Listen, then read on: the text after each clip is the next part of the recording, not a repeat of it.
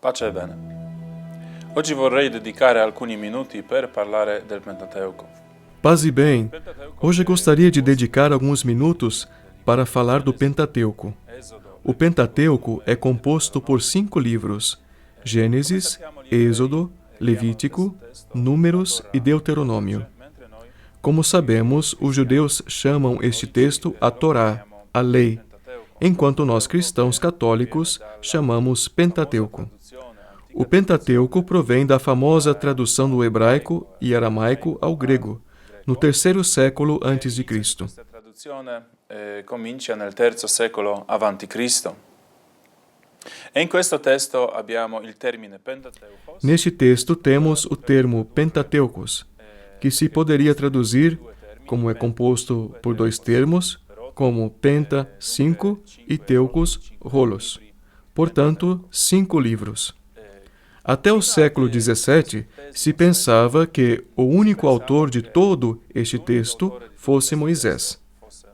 O primeiro a questionar foi um judeu, Baruch Spinoza, que levantou várias controvérsias, e a partir de então, muitos exegetas, sobretudo protestantes, começaram a fazer investigações e examinarem os textos do Pentateuco.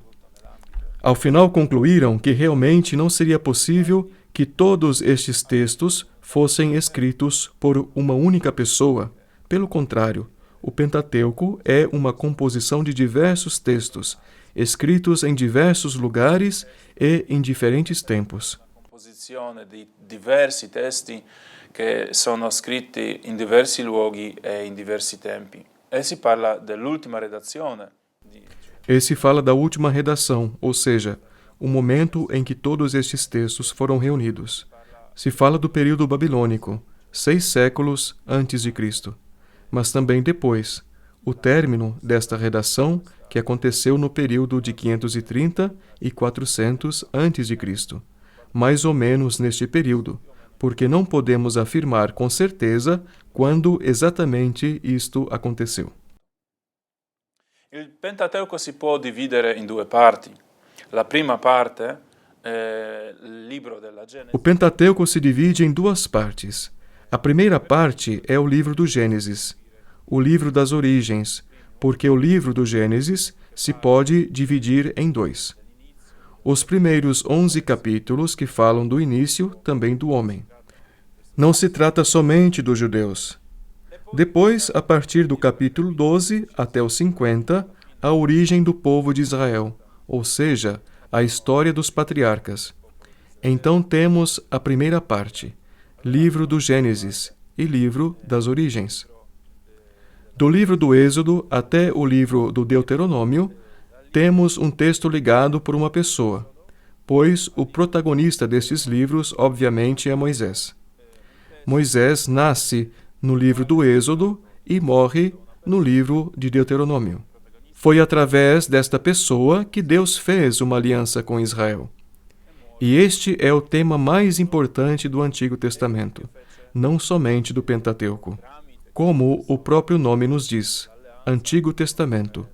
Vem do latim Antiquum Testamentum, que significa Antiga Aliança. Trata exatamente da aliança que Deus fez com Israel, através de Moisés aos pés do Monte Sinai. Traduce, come sappiamo, antica alleanza. E si tratta proprio dell'alleanza che Dio fece con Israele tramite la figura di Mosè ai piedi del Monte Sinai, dove la base di questa alleanza. A base desta aliança é o Decálogo, ou seja, os 10 mandamentos. É uma aliança bilateral neste caso, porque sabemos que no Pentateuco existem outras alianças. Aquela que Deus fez com Noé, com Abraão. Com Abraão, por exemplo, foi uma aliança unilateral. Aos pés do Monte Sinai, se tratou de uma aliança bilateral. O povo de Israel se comprometeu em ser fiel aos 10 mandamentos, porque esta era a condição para uma boa relação com Deus, Javé. Como sabemos do Antigo Testamento, não será uma coisa fácil, porque Israel muitas vezes será infiel.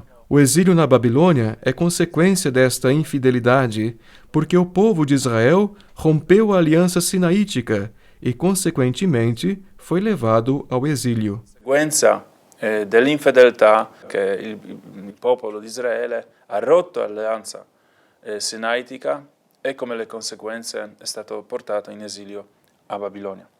Com relação ao nome, podemos nos perguntar: como é possível que os judeus chamam este texto de Torá, lei, já que os textos legislativos são poucos? De fato, é claro que o texto mais importante destes textos legislativos é o Decálogo, os 10 Mandamentos. Mas existem outros textos legislativos, dos quais o mais importante são os Códigos da Aliança no livro do Êxodo, o Código Deuteronômico no livro de Deuteronômio e a Lei da Santidade no livro do Levítico. Estes textos completam os 10 Mandamentos, o Decálogo. I 10 comandamenti, il Decalogo. Mas como explicar que, além destes textos legislativos, temos tantas histórias? Essas histórias são dadas aos judeus para explicar como aplicar esta lei. Quais são as consequências da infidelidade a esta lei? Quais são as bênçãos para quem é fiel? Temos um texto muito completo que, além de conter as leis que se deve cumprir, contém as histórias que ajudam a entender como aplicar esta lei, porque recordamos que na antiguidade a fé se transmite através das histórias.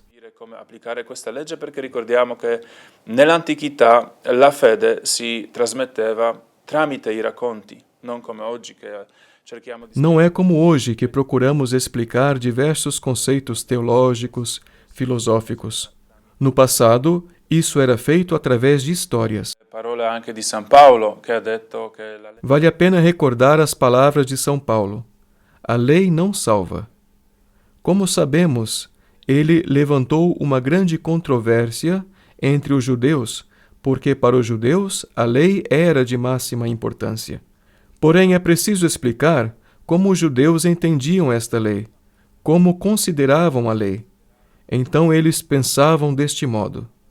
Em outras palavras, nós temos estas sinalizações que nos mostram por onde ir para ser salvo. Enquanto os pagãos que não têm a lei não sabem como comportar-se para agradar a Deus e por isso não podem ser salvos. Por isso os judeus diziam que é a lei que nos salva, porque a lei faz entender como comportar-se para agradar a Deus. ci fa capire come comportarsi per piacere a Dio.